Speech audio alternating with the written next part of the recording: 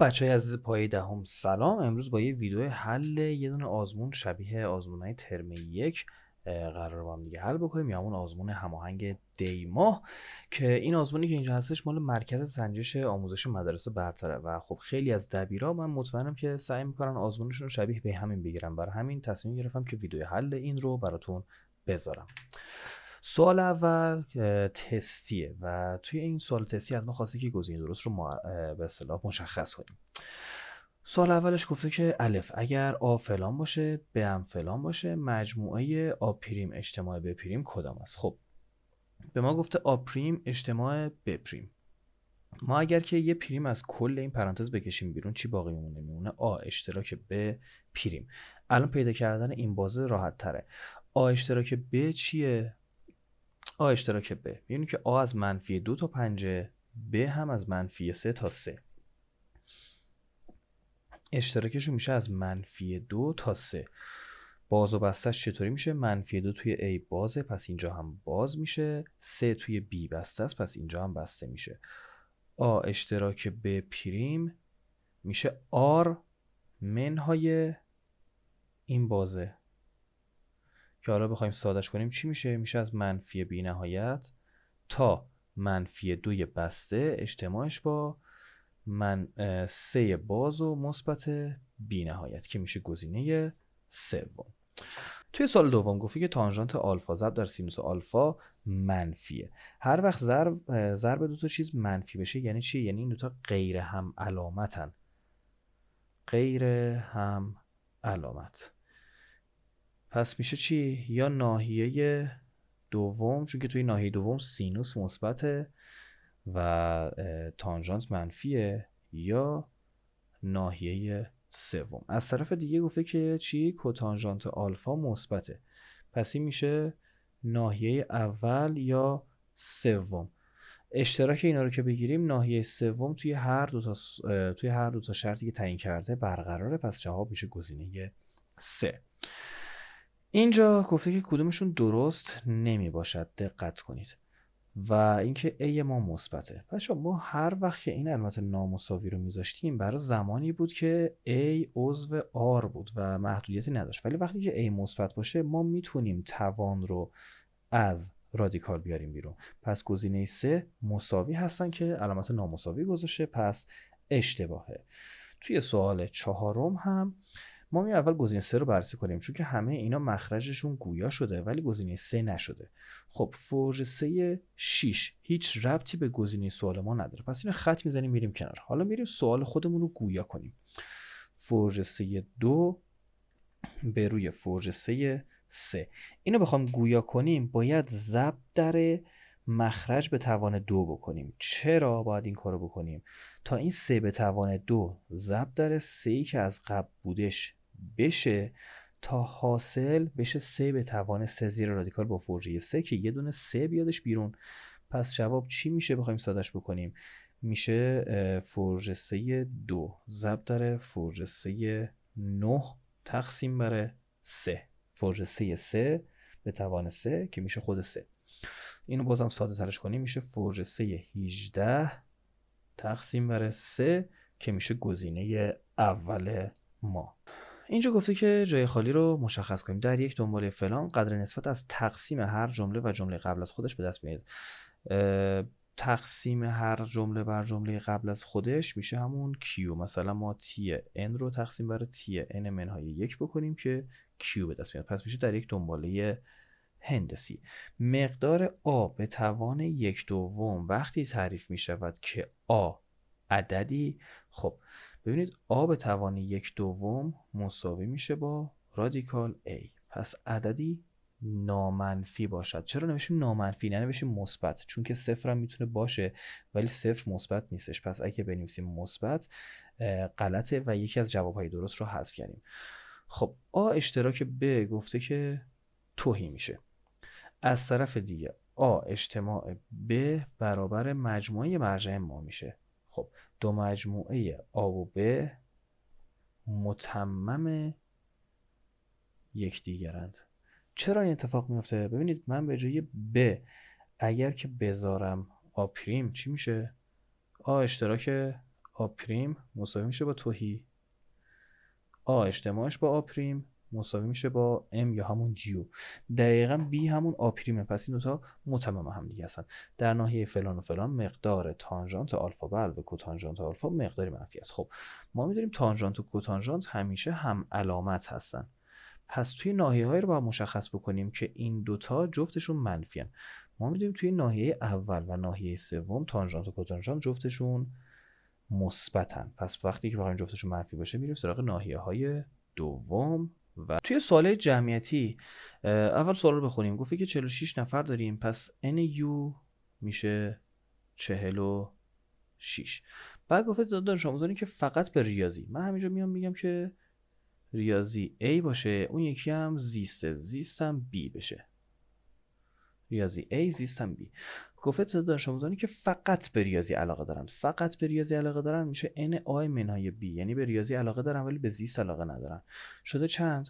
شده نصف تعداد کسانی که به هیچ کدوم علاقه ندارن. n آ اجتماع b پریم، دیگه هیچ کدومش میشه این. خب تعداد دانش آموزانی که دست کم به یکی از این دو درس، دست کم به یکی از این دو درس میشه n آ اجتماع ب مساوی شده با 34. خب ما از این میتونیم نتیجه بگیریم که n آ اجتماع ب پریم میشه n یو منهای n آ اجتماع ب که میشه 46 منهای 34 که میشه 12. پس بریم توی این بالا جایگذاریش میکنیم. n آ منهای ب مساوی است با 1/2 ضرب در 12 که مساوی میشه با 6. چی از ما خواسته؟ چند نفر به زیست علاقه دارم. خب من میام این n آ اجتماع ب رو باز میکنم با یه رنگ دیگه، از اینجا به بعدش رو بنویسیم. n آ اجتماع ب رو میتونیم بنویسیم n آ به علاوه n b منهای n آ اشتراک b. حالا من اگر که بردارم این دوتا رو با هم دیگه ترکیب بکنم n آ منهای n آ اشتراک b، مگه نمیشه n آ منهای b؟ خب اینو که دارم شده چند؟ شده 6 به علاوه یه ایکسی شده چند؟ 34. آره پس در نتیجه ایکس ما مساوی است با 28.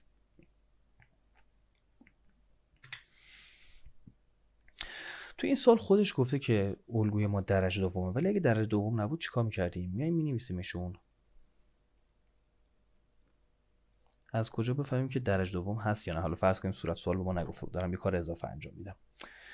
اولی به علاوه 4 شده، این به علاوه 8 شده، این یکی هم به علاوه 12 شده.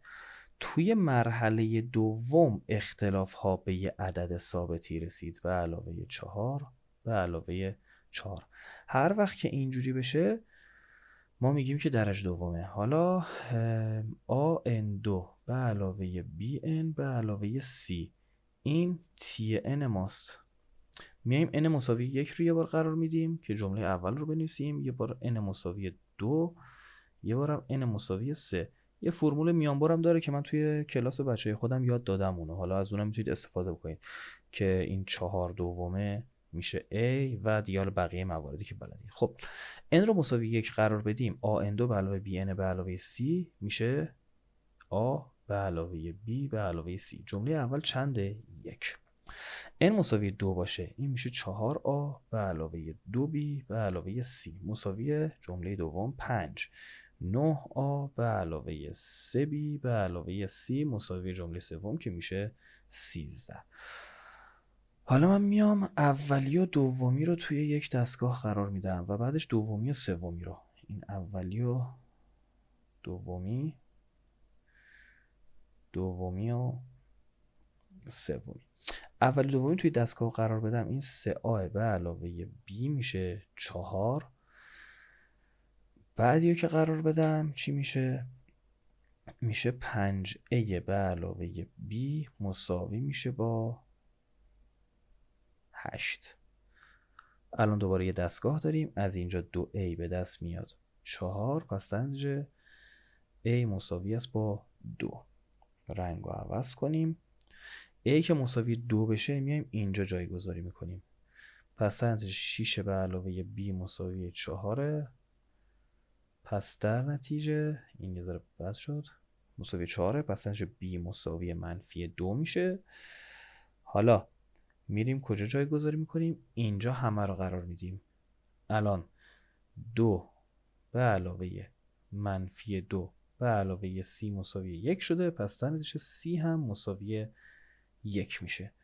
تمام اعداد رو ما پیدا کردیم. پس معادله ما به اصطلاح جمله عمومی دنباله درجه دوم ما چی میشه؟ میشه 2n2 منهای 2n به علاوه 1. مثلا 3 رو قرار بدیم 2n2 که میشه 2 ضرب در 9 که میشه 18 منهای 6 میشه 12 به علاوه 1 میشه 13 که درسته.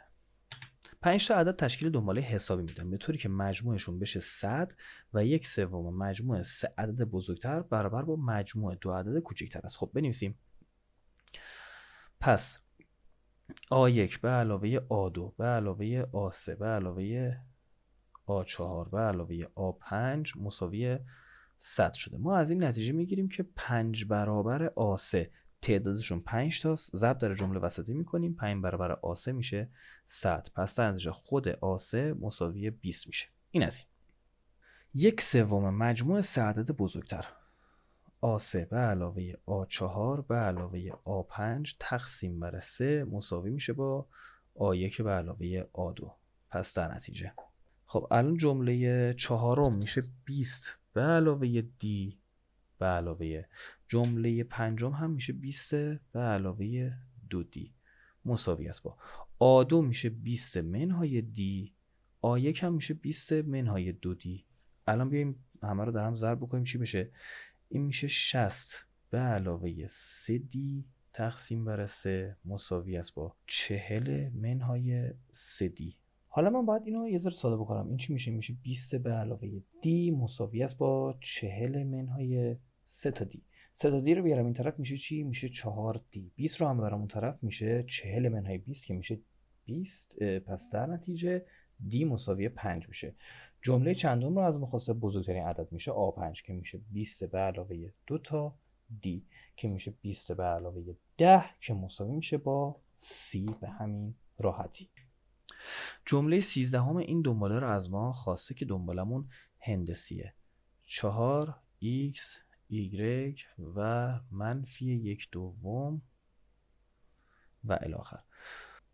شماره های فرد مثبت هستن و شماره های زوج منفی هستن. این یعنی که کیو ما کوچکتر از 0 هستش. اینو اینجا می نویسم که باشه یادمون نره، فقط یادمون بمونه. حالا 4 یه بار ضرب داره Q شده X، یه بار دیگه ضرب داره Q شده Y، یه بار دیگه ضرب داره Q شده -1/2. پس در نتیجه 4 ضرب داره Q به توان 3 میشه -1/2. پس در نتیجه Q به توان 3 میشه -1/8. پس Q مساوی است با -1/2. این هم از Q. خب A1 رو داریم. A13 رو از ما خواسته. جمله 13 A13 مساوی میشه با A1 ضرب داره Q به توان 12 که مساوی میشه با A1 مون 4 ضرب داره -1 به توان 2 -1/2 به توان 12. اینا رو میتونیم ساده کنیم. 2 به توان 2 ضرب داره -1/2 میتونم 1/2 بنویسم چون که توانش مثبت تغییری ایجاد نشه که مساوی میشه با 2 به توان 2 ضرب داره 2 به توان -12 که میشه 2 به توان -10 میشه جمله 13 این دنباله. یک نردبان به طول 10 متر زیر پنجره ساختمانی قرار گرفته است. مثلا فرض کنیم که این ساختمان باشه، اینم نردبان باشه، این 10 متره. اگر زاویه نردبان با سطح زمین 60 درجه باشد، خب مطلوب است محاسبه ارتفاع زیر پنجره تا زمین. یعنی ما یه همچین شکلی رو داریم، مثلث بکشیم، میشه 60 درجه A B C، اینم 90 درجه است، اینم 10 متره. فاصله پای نردبان تا ساختمان. خب الان سوال اول از ما BC رو خواسته. خب ببینید سینوس A چی میشه؟ میشه ضلع روبرو تقسیم بر وتر، میشه BC تقسیم بر AC که مساوی چند میشه؟ میشه سینوس 60 درجه که مساوی میشه با رادیکال 3/2 که مساوی میشه با BC تقسیم بر 10. پس در نتیجه طرف این وسط این که بکنیم BC تقسیم بر بخشید 2 تا BC مساوی میشه با 10 رادیکال 3. پس در نتیجه BC مساوی است با 5 رادیکال 3. جواب سوال اول. بریم برای جواب سوال دوم. با یه رنگ دیگه می نویسیم. این یکی میشه کوسینوسش، آبی رو میخواد از ما الان، آبی. کوسینوس A چی میشه؟ میشه مجاور تقسیم بر وتر که میشه آبی تقسیم بر آسی که مساوی است با کوسینوس 60 درجه که مساوی هستش با 1/2 که مساوی میشه با آبی تقسیم بر 10. پس در نتیجه آبی مساوی میشه با 5 متر. مساحت مثلث رو از ما خواسته. خب اگر که این زاویه A باشه ما میدونیم که مساحت از این رابطه به دست میاد که سینوس A ضرب داره AB ضرب داره AC ضرب داره 1/2. فرض کنیم که این دوتا زاویه هم مثلا به ترتیب B و C باشن. الان A رو باید به دست بیاریم. A مساوی میشه با 180 درجه منهای 70 به علاوه 80 درجه 70 درجه به علاوه 80 درجه که میشه کلا 30 درجه. حالا میایم اینجا جایگذاری میکنیم. S مساوی میشه با سینوس 30 درجه ضرب داره 6 ضرب داره 8 ضرب داره 1/2. خب سینوس 30 درجه میشه 1/2 ضرب داره 6 8 تا 48 تا تقسیم بر 2 میشه 24 که کلا میشه 12 مساحت این مثلث. معادل خطی را بنویسید که با جهت مثبت محور x ها زاویه 30 درجه ساخته و از نقطه فلان عبور میکند. خب جهت مثبت محور x ها m میشه تانژانت همین آلفا. معادل خط بودم چجوری بود؟ y مساوی است با mx به علاوه c که c عرض از مبدا بود. خب تانژانت آلفا، اگر که آلفامون گفته که چند درجه؟ 30 درجه، اون وقت m مساوی میشه با تانژانت 30 درجه که مساوی میشه با رادیکال 3/3. حالا میریم نقطه رادیکال 3 و 2 رو اینجا جایگذاری میکنیم. پس ایگرگمون با جای ایگرگ باید چند بنویسیم؟ بنویسیم 2 مساوی است با رادیکال 3/3 ضرب داره x مون هم رادیکال 3 به علاوه 30. ضرب که بکنیم 2 مساوی میشه با 3/3 به علاوه 30 که مساوی میشه با 1 به علاوه 30. پس در نتیجه 30 مساوی است با 1. معادل خطمون هم پس این میشه رادیکال 3/3 x به علاوه 1. خب اگر سینوس آلفا منفی 1/5 و آلفا زاویه‌ای در ربع سوم باشد، حاصل اینو از ما خواسته. خب ما میدونیم که سینوس 2 آلفا به علاوه کوسینوس 2 آلفا مساوی میشه با 1. میایم جایگذاری میکنیم. پس در نتیجه 1/25 به علاوه کوسینوس 2 آلفا مساوی میشه با 1. 1/25 میاریم اون طرف، کوسینوس 2 آلفا مساوی میشه با 24/25. کوسینوس آلفا چند میشه؟ چون که ربع سوم منفی میشه منفی رادیکال 24/5. این از این. فلان چیه که 25 منهای اون شده؟ میشه کوتانژانت 2 آلفا که میشه کوسینوس 2 آلفا تقسیم بر سینوس 2 آلفا که مساوی میشه با اینو که داشتیم میشه 24/25. سینوس 2 هم که شدش 1/25. پس این کلا میشه 24. میشه 24 یکم که اون برابر 24 میشه. پس در نتیجه رادیکال 25 منهای کوتانژانت 2 آلفا مساوی میشه با رادیکال 25 منهای 24 که مساوی میشه با 1. به همین راحتی. تو این تساوی گفته که درستیش رو ثابت کنیم. خب سینوس 4 آلفا منهای کوسینوس 4 آلفا ما اینو میتونیم با اتحاد مزدوج باز کنیم چون توانش زوجه. پس میشه سینوس 2 آلفا منهای کوسینوس 2 آلفا در سینوس 2 آلفا به علاوه کوسینوس 2 آلفا. خب بچه این مقدارش میشه 1. ما باید اینو یه طوری باز کنیم که برسیم به 1 منهای 2 تا کوسینوس 2 آلفا. چی میشه؟ من میدونم که سینوس 2 آلفا به علاوه کوسینوس 2 آلفا مساوی 1 میشه. پس میتونم بنویسم که سینوس 2 آلفا مساوی میشه با 1 منهای کوسینوس 2 آلفا. سینوس رو یه طرف نگه داشتم، کوسینوس رو بردم اون طرف. حالا میایم اینو جایگذاری میکنیم. میشه 1 منهای کوسینوس به توان 2 آلفا منهای کوسینوس به توان 2 آلفا ضرب در 1 که مساوی میشه با 1 منهای 2 تا کوسینوس 2 آلفا. خب توی شکل زیر نقطه توی محور بالا به ریشه‌های سوم، چهارم و پنجم خودش وصل شده. مشخص کنید هر مجهول مربوط به کدوم ریشه است. خب اولا که این میشه ریشه چهارم، چون عدد مثبت ریشه فرد منفی نداره، این شد ریشه چهارم. حالا هر کدوم از اینا رو باید مشخص کنیم که چی به چی هستن. به ترتیب از ریشه کوچیک به بزرگ اینا بزرگتر میشن. پس ایگرگ میشه ریشه سوم، زد میشه ریشه چهارم مثبت، اینم میشه ریشه پنجم. به همین راحتی و نکته خاصی هم نداشت، فقط 4 تاشو باید درست مشخص میکردیم. توی حل این سوالا ما میایم مقداردهی میکنیم. مثلا این عبارت مقدارش شده 3 و این عبارت هم که مقدارش شده A. ما باید الان A رو پیدا بکنیم. دو تا عبارتی که داریم مزدوج هم دیگه هستن، ضربشون که بکنیم چی میشه؟ میشه x به علاوه 2 منهای x منهای 4 برابر میشه با حاصل ضربشون 3 تا A. اینو که ساده بکنیم x منهای x ساده میشه، 2 منهای منفی 4 میشه 6 که مساوی میشه با 3a. پس در نتیجه a مساوی هستش با 2. سوال خیلی راحت یعنی این سبک سوالا، ولی خب فقط باید یه ذره یک کلک ریز بهش بزنید، از مزدوجش استفاده بکنید.